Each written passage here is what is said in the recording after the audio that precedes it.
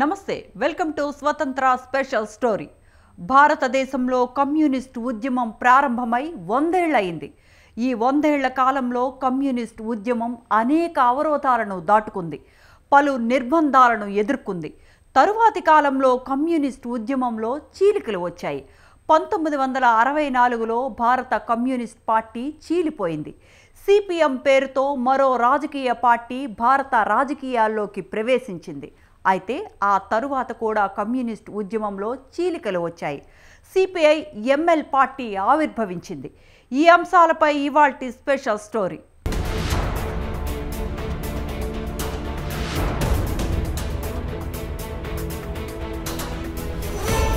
భారత communist party ఏ సంవత్సరంలో ఆవిర్భవించిందన్న అంశంపై ఇప్పటికీ స్పష్టత లేదు. ఇందుకు సంబంధించి కమ్యూనిస్ట్ పార్టీల మధ్య ఏకాభిప్రాయం లేదు. మన దేశంలో కమ్యూనిస్ట్ పార్టీ ఆవిర్భావం నుంచి అనేక నిర్బంధాలను ఎదుర్కొంది. అయితే కమ్యూనిస్ట్ పీడిత పక్షం వైపు ఉంటారన్న భావన ప్రజల్లో కలిగించింది.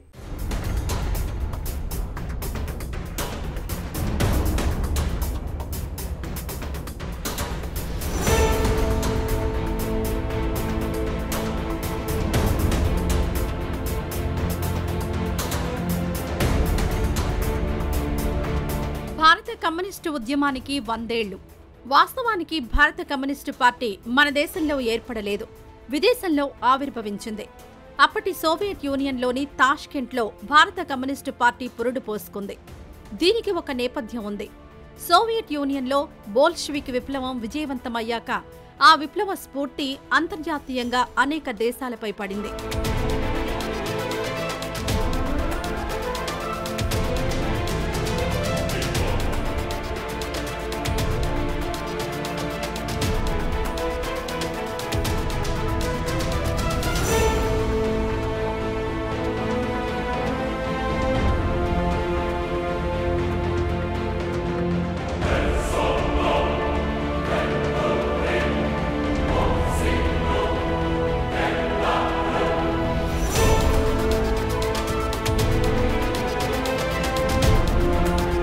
ఇందులో భాగంగానే భారతదేశంపై కూడా పడింది.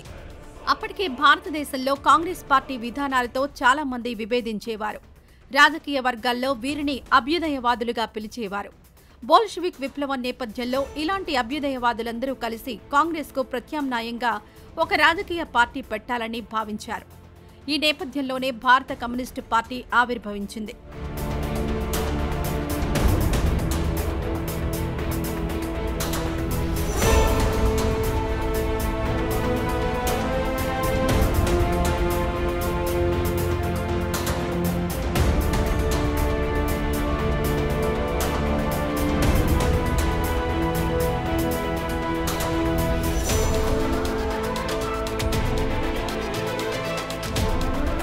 భారత కమ్యూనిస్టు పార్టీ ఆవిర్భావంలో ఎంతో మంది ప్రముఖులున్నారు. M N, Evelyn Trent Roy, Mohammad Ali, Mohammad Shafiq, M P Acharya వీరిలో ప్రముఖులు. అప్పటికే భారతదేశంలోని వివిధ ప్రాంతాల్లో బ్రిటిష్ పాలనకు వ్యతిరేకంగా పోరాటాలు జరుగుతున్నాయి. అయితే ఇవన్నీ పాయలుగా జరుగుతున్న పోరాటాలు. ఈ పోరాటాలన్నీ ఎంఎన్ రాయ్ సహా ఆయన సహచరులను ఆకర్షించాయి. ఈ నేపథ్యంలో తాష్కెంట్లో భారత కమ్యూనిస్టు పార్టీ ఏర్పడింది.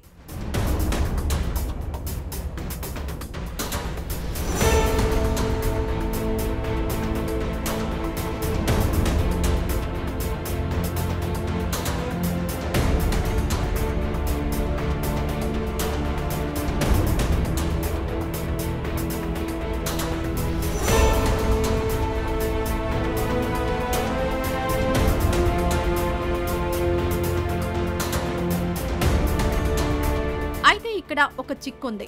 భారత కమ్యూనిస్టు పార్టీ ఏ సంవత్సరంలో ఆవిర్భవించిందన్న అంశంపై ఇప్పటికీ స్పష్టత లేదు. ఇందుకు సంబంధించి సిపిఐ సహా అనేక ఇతర కమ్యూనిస్టు పార్టీల మధ్య ఏకాభిప్రాయం లేదు. ఒక వాదన ప్రకారం 1920 అక్టోబర్ 17న భారత కమ్యూనిస్టు పార్టీ ఆవిర్భవించింది. అయితే దీనిపై మిగతా పార్టీల వాదన భిన్నంగా ఉంది. సంవత్సరం ఏదైనా తాష్కెంట్లో భారత కమ్యూనిస్టు పార్టీ ఏర్పడిందన్న మాటపై ఎవరికీ ఎటువంటి వివాదం లేదు, రెండో అభిప్రాయమే లేదు. అయితే పార్టీ నిర్మాణం భారత్లో వెంటనే సాధ్యం కాలేదు.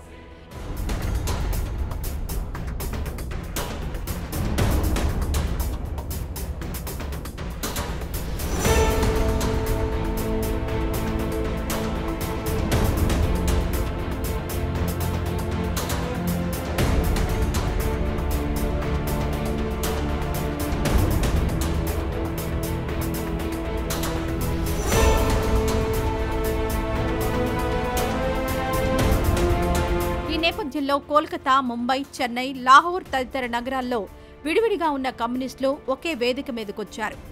1925 డిసెంబర్ 26న భారత కమ్యూనిస్టు పార్టీ ఏర్పాటు చేశారు. అయితే తాష్కెంట్ సమావేశ తేదీనే కమ్యూనిస్టు పార్టీ స్థాపనగా సిపిఎం సహా మరికొన్ని ఇతర వామపక్ష పార్టీలు గుర్తిస్తున్నాయి. కాగా సిపిఐ మాత్రం కాన్పూర్ సమావేశ తేదీని ప్రామాణికంగా తీసుకుంది.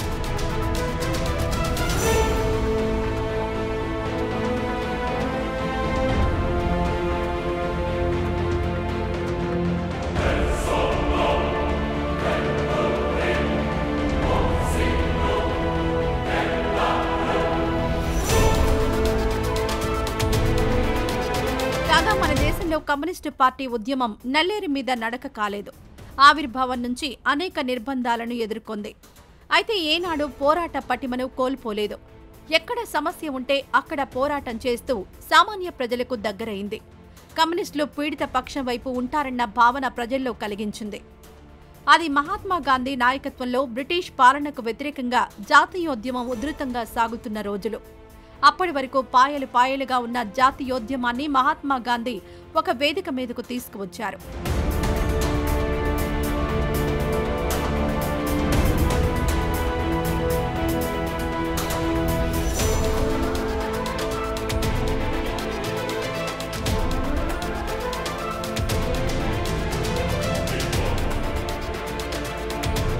ఈ నేపథ్యంలో జాతీయోద్యమంలో కూడా భారత కమ్యూనిస్టు పార్టీ పాల్గొంది.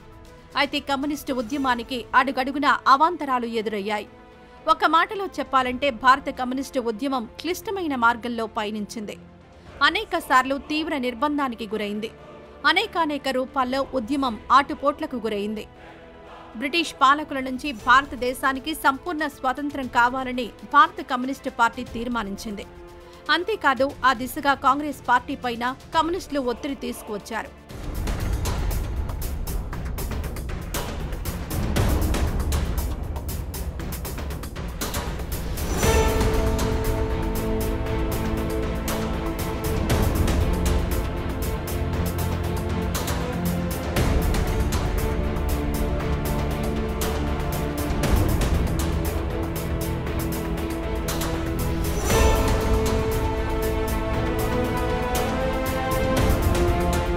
ఆర్థిక, రాజకీయ పరమైన అనేక అంశాల్లో కాంగ్రెస్తో విభేదాలున్నప్పటికీ 1936 నుంచి 1945 వరకు స్వతంత్ర ఉద్యమంలో భారత కమ్యూనిస్టులు పాల్గొన్నారు. అలాగే 1942 నుంచి రైతులు, కార్మికుల సమస్యలపై భారత కమ్యూనిస్టు పార్టీ పోరాటాలు ఉధృతం చేసింది. దీంతో 1942 నుంచి 1945 వరకు రైతులు, కార్మికులు, విద్యార్థులు, మేధావుల్లో కమ్యూనిస్టుల ప్రాబల్యం గణనీయంగా పెరిగింది.